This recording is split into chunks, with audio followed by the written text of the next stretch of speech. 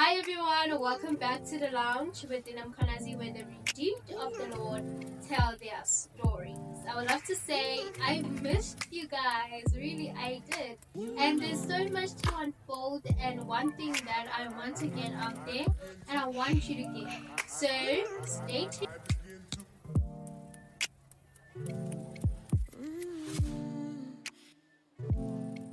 There is something that I really want to get out there, especially the times that we're in, and especially wherever you are, and wherever you are in life, whatever you're up to. There's something that I just want you to grasp and put this as part of your life. Getting the fact that you have to detach from time. I got to understand that when like the most amazing women in my life mentioned that, and it's something that I was like, okay, first of all, really, I was not attached to time either way, and I've departed myself from things going my way. But at the end of the day, it was good for me to hear it, and it was good for me to know it because now that I know it, now it came from a place where okay, honey, you and time need to detach because God's timing is not your timing. And I felt that it is something that people needed to know, people needed to hear. Because at times, we are not where we want to be. And you detaching yourself from time, it keeps the disappointment, it makes actually disappointment very easy and very bearing, you know? So I got to understand that. And it's like very important to wrap your whole life around that okay, I have detached from my own timeline,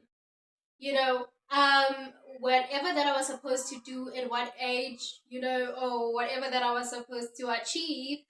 But the minute that we detach ourselves from time, we live in faith, right? We live in faith, we give God the opportunity to express His schedule to us, to introduce our lifetimes to us. So I got to realize that actually we need to detach ourselves from time. Be okay that certain things are not where you thought they will be, or you are not where you thought you will be, and you are where you didn't think you will be. Because why? Of course, when we grew up, we always have this time frame. Maybe by the age of 21, I should have my own car. The age of 25, I should be married by now. Or even the age of 30, I should have at least two children, right? That's okay, the closest that we can go. But having this moment and having this assurance that you are not behind time at all. You are not behind time, you are not ahead of time, and you are not on time. I'm about to amaze you with something, so I know that is not even English, guys. Please don't come for me. I passed my English reasonably, but please don't come for me. But I want to assure you that you are in time. Do you know that? I was like, what? I know that this is not English, but you are in time. You are in time, and not like you are in time for something that you are about to do. No. You are in time of something that you're already doing. You are in time in your season. The reason why in time spoke so much for me is because the end is now. So you living is you being in time. You are being present in time. The Bible says that time and chance has been given to us all. So if the time and this chance has been given, so even though God already gave you, but to us it is for us to be in it. Be in your time. Be in your time. It does not matter whether you feel that, you know what, I'm behind schedule. There's so many things that I should be doing at the age that I'm in, or I'm ahead of schedule. There are people that at my age would want to be where I am. Okay, that's cool. But I want you to be in time. Don't rush anywhere. I'm not saying that don't minimize your goals. Don't minimize your achievements. But I don't want you to put so much pressure on yourself thinking that you are behind schedule. No, you are not.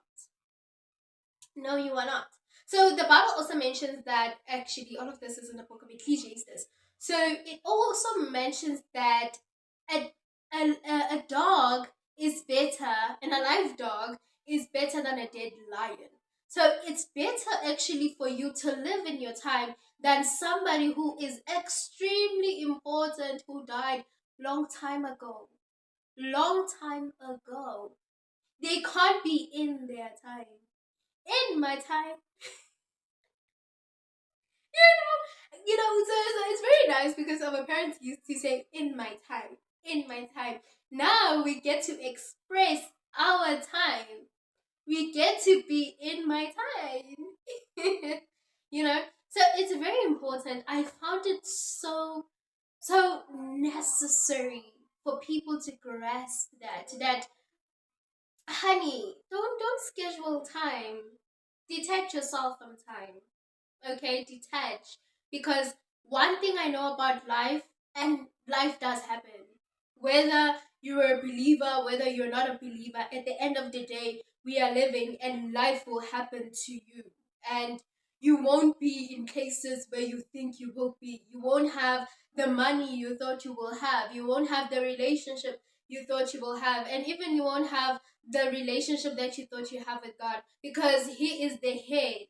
He's the head of it all. So let him direct you. Let him take you one time at a time. You understand? One phase of your life at a time, one time at a time. If it's 2 o'clock in your life, be in the 2 o'clock. Don't wait for your 5 o'clock appointment saying, yeah, 5 o'clock, I'm somewhere else. Be in the 2 o'clock. Be in your time, because your time is destined for that time.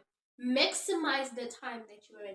So I hope this actually encourages you to actually make you so restful in a way that I don't have to worry about how far I am or how far behind that I am. He's the God who restores time. I love how he does that. It is so wow. He knows how to restore time. He restores time. He can take time back. But as God can do that, you are in it. You understand? You are in time. You are in time. So take the time right now to just embrace that, and I'm very thankful as well, because I got to understand that for me to be so productive in life, I have to live my life in the times that I'm living. I don't have to look of how I am supposed to be at this place at this time in my life, or how I am supposed to be portrayed in my life where I am. But instead, I have embraced that one thing, I cannot take back time, but I can live in time. Second thing, I can't go ahead of time, but I can live in time. Thirdly, even if I try, Shem, I cannot be on time, because I don't know whether I'm on time. But what I know is that I am in time. I am in my time. Let me be in my time. Let me be in the time that I cried for. Let me be even in the time that I'm suffering for. Just let me be in my lifetime. You understand? So I just want that to just sink in, let it soak in, so that we can live this life so graciously, so restful, because what does it bring unto us when we keep worrying about certain things? Because there are some people, guys, who faced fire. There's some people who face fire. They didn't have a choice. They went into a literal fire, and it's so amazing, of course, that we'll use a figurative meaning to explain it. But in their time, they were in a literal fire, and they had no choice but to trust and stand on the God they believed in. And you know what God did? God showed up in their time. I'm pretty sure Schedule Sahaya by that time he had something else going on. But because he's a God of the present, he's the God of end time, he met them where they are in the furnace of fire. Worst part is that actually it was 7 times hotter. And you think that your problems are much hotter than that. No, honey, there are people who face actual fire and lions and everything that you could ever think of. So, what am I saying? Be in your time. Embrace the time. Embrace it. And because God is aware of it, He sees it. You are not behind time. You are not ahead of time. You are not on time, but you're in time. Yes, you are in time.